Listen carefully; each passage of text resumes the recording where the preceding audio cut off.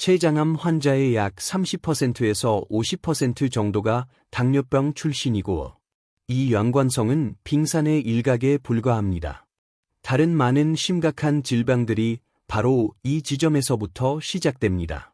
만약 건강한 몸과 장수를 위해 가장 중요한 한 가지 요인을 꼽으라고 한다면 비단 지난 한 해뿐만이 아니라 초고령화 시대의 100세 시대를 이야기하곤 하지만 솔직히 말해서 건강하지 않은 100세는 비극일 뿐입니다.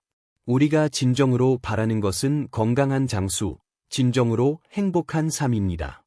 하지만 이러한 꿈을 가로막는 많은 질병들의 시작점은 예외 없이 혈당을 어떻게 관리하느냐에 달려 있습니다. 혈당 관리에 실패하면 당뇨병이 생기고 이는 췌장에 엄청난 부담을 주어 췌장암으로 이어지는 경우가 많습니다. 그리고 제가 말씀드렸듯이 수많은 다른 질병들도 이 근본적인 문제에서 비롯됩니다. 다시 강조하지만 췌장암 환자의 약 30%에서 50%가 당뇨병을 앓았던 분들입니다. 그리고 췌장암이 발생했을 때는 절반 이상이 당뇨를 동반하는 증상으로 나타납니다.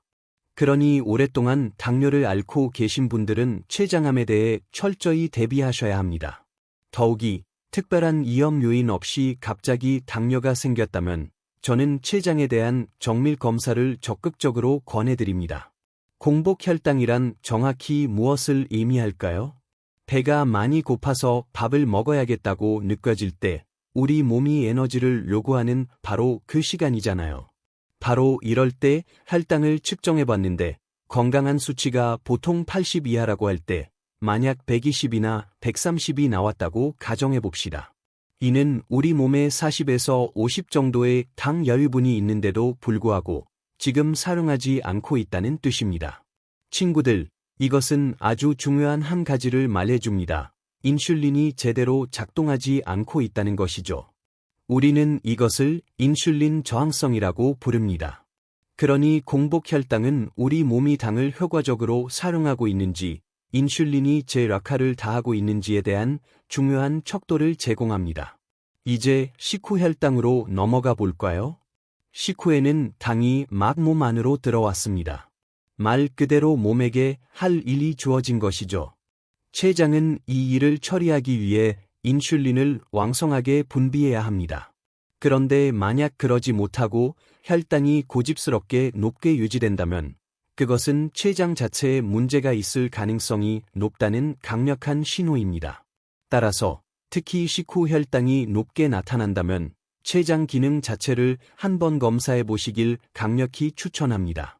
여기에 한 가지 더 중요한 점을 덧붙이자면 우리나라 사람들의 췌장은 서양 사람들에 비해 약 20% 정도 작은 것으로 알려져 있습니다. 이것이 무엇을 의미할까요? 만약 우리가 서구식 식단, 즉 가공식품이 많은 식단을 그대로 따른다면 동일한 조건에서 우리 췌장은 미국 사람들보다 약 20% 더 혹사당할 수밖에 없습니다. 이는 당뇨병과 췌장암 증가율이 높아질 수밖에 없는 구조적인 문제를 안고 있다는 것입니다. 현대 식단의 상당 부분은 정제되고 가공된 음식으로 구성되어 있습니다. 제 생각에는 이들이 주범입니다. 우리는 제가 일꾼 영양소라고 부르는 것들이 풍부한 음식을 섭취하는 데 집중해야 합니다. 빵과 프라이드 치킨의 공통점은 무엇일까요? 네, 둘 다 맛있다는 것이 공통점이지만 더 중요한 것은 둘 다 일꾼이 없다는 공통점이 있습니다. 집을 짓기 위해 벽돌과 건축 자재를 모두 갖다 놓아도 일할 사람이 없다면 집을 지을 수 없듯이 탄수화물, 지방, 단백질 같은 영양소를 아무리 많이 섭취했더라도 여기에 일꾼 영양소, 즉 미네랄이나 비타민, 식물 영양소 등 우리 몸의 신진대사를 돕는 다양한 요소들이 없다면 이 거대 영양소들은 제대로 처리될 수 없습니다. 대부분의 가공식품 문제는 이러한 중요한 일꾼 영양소들이 제조 과정에서 제거되거나 처음부터 매우 부족한 식재료로 만들어진다는 것입니다.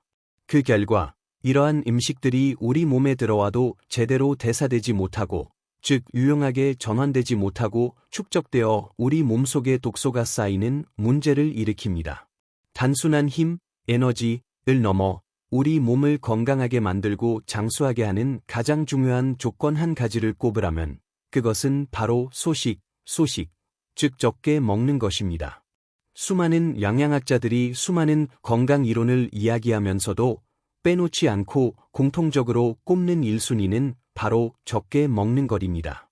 췌장을 편안하게 쉬게 해주는 것이 가장 좋은 방법이라고 생각합니다. 현대인들은 칼로리가 부족해서 일을 못하거나 에너지가 없어서 몸의 기능이 떨어지는 경우는 없죠.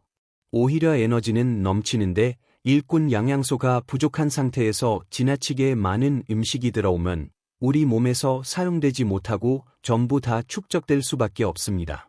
이런 이야기를 하면 흔히 좋은 음식은 좀 많이 먹어도 괜찮지 않나요? 라고 묻는 경우가 있습니다. 하지만 좋든 나쁘든 우리 몸은 어쨌든 그 음식을 대사시켜야 합니다. 아무리 좋은 음식이라도 결국은 대사를 통해 우리 몸에 필요한 에너지와 영양으로 전환되어야 하는데 그것이 너무 많아지면 쓸모가 없어지지 않겠습니까? 예를 들어 우리 몸이 100개의 새로운 세포를 만들려면 이만큼의 영양소가 필요하다고 가정해 봅시다. 그런데 만약 200개 분량의 영양소가 들어왔다면 나머지 100개 분량은 어딘가에 저장될 수밖에 없습니다. 이것이 결국 복부 비만을 만들고 우리 몸 안에 복부순환 장애를 일으키는 형태로 나타나죠. 그래서 소식이 중요합니다. 당뇨를 관리하고 췌장을 건강하게 만들기 위해서는 결국 당이 들어왔을 때 췌장이 일을 해야 하므로 혈당을 급격하게 올리는 식사법을 바꾸는 것이 좋습니다. 제가 건강 이야기를 하면서 우리가 가진 전통적인 식습관에 정말 많은 장점이 있지만 서양 사람들의 식습관에 비해 우리가 보완했으면 하는 부분이 있다면 바로 식사 순서와 관련된 부분이라고 강조하고 싶습니다. 서양 사람들을 보면 채소 샐러드나 채소 같은 것을 먼저 먹고 맨 마지막에 메인 식사를 하는 식인데 반해 우리는 제일 먼저 밥숟가락부터 한 숟갈 떠서 먹곤 하죠. 저는 이 순서를 조금 바꿔서 먼저 채소나 단백질류를 섭취하고 맨 마지막에 밥을 먹는 식으로 식사 순서만 바꿔주더라도 혈당 스파이크를 막아내고 당뇨나 췌장을 건강하게 만드는 데 도움이 되지 않을까 생각합니다.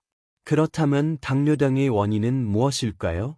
이렇게 물으면 저는 5가지 식습관을 꼽고 싶습니다. 급식, 급하게 먹는 것, 과식, 폭식, 간식, 그리고 야식. 바로 이 5가지 식습관이 결국 우리 몸을 병들게 하고 있다고 생각합니다. 이 습관들만 바꿔도 당뇨뿐만 아니라 여러 가지 만성 질환을 예방할 수 있는 좋은 식습관이 된다고 저는 굳게 믿고 있습니다.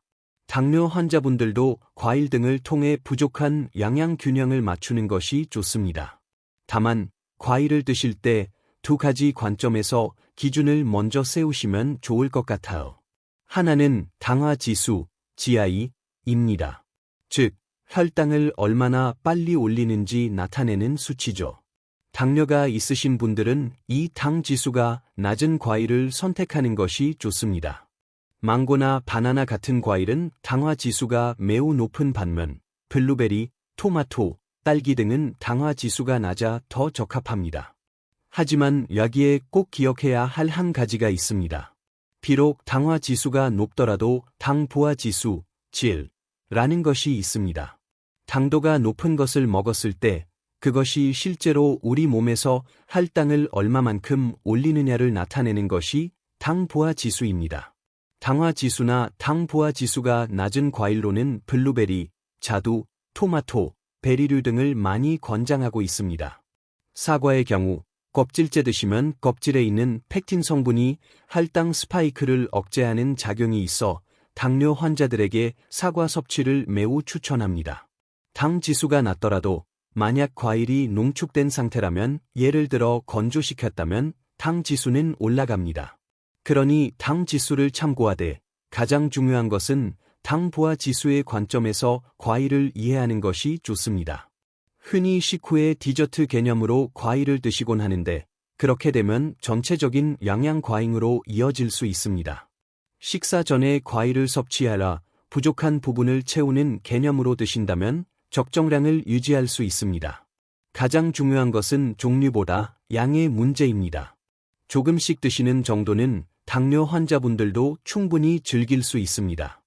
이러한 관점에서 과일을 이해하시면 좋을 것 같습니다. 흔히 당뇨에 좋다고 알려진 려주나 돼지감자 같은 민간요법들도 있지만 당뇨 환자에게 제가 첫 번째로 추천하고 싶은 것은 바로 콩입니다. 콩은 정말 당뇨를 위해 태어났다고 생각할 정도로 당뇨에 주는 이점이 굉장히 많은 식재료라고 생각합니다.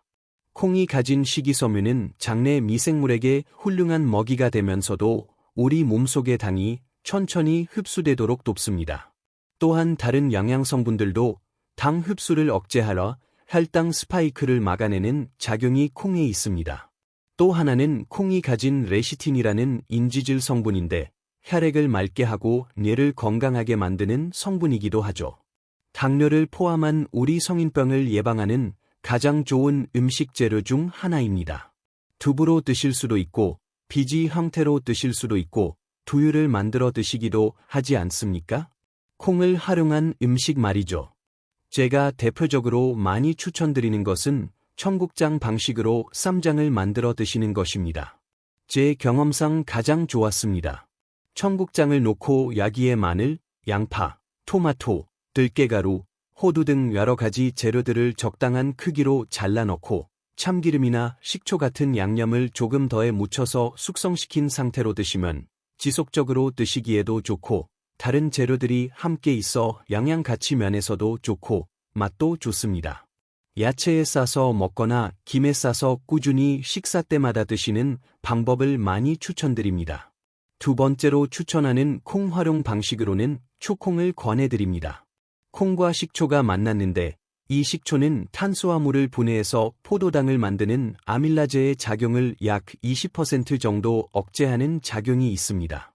식초가 당 흡수 속도를 늦춰주고 여기에 콩이 당 흡수를 지연시켜주는 이 두 가지 만남에 의해 당뇨 환자의 혈당 관리에 가장 도움이 되는 방식이라고 생각합니다.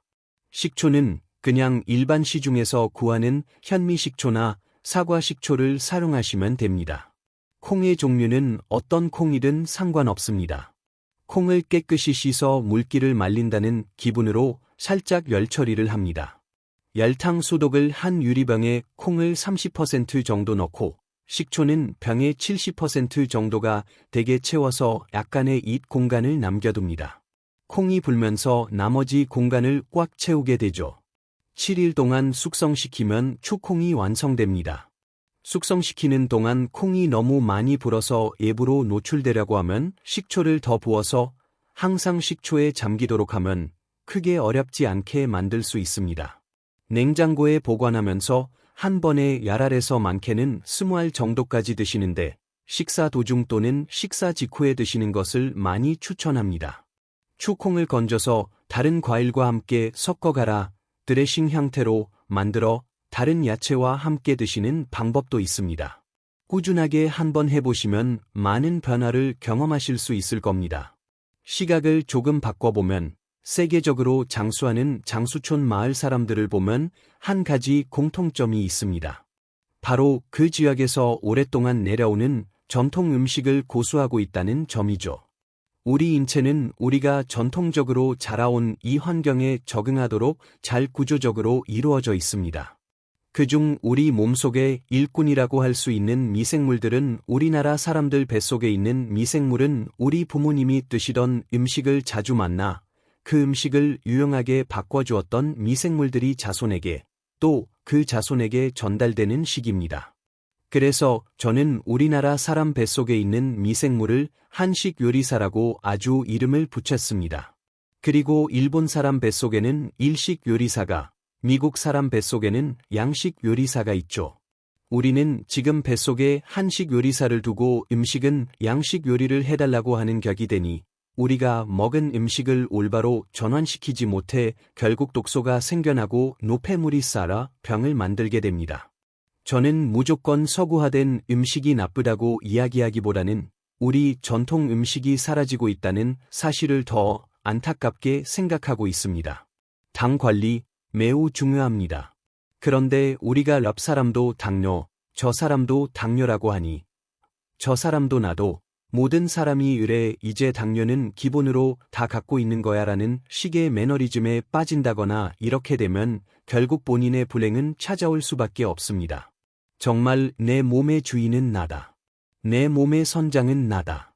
내 몸의 주치의는 나다라는 생각을 갖고 평상시 식생활 관리를 잘 하셔서 건강한 100세를 마지막 그 순간까지 현역으로 살다 현역으로 떠나는 그런 건강 이루시면서 잘 살으셨으면 좋겠습니다.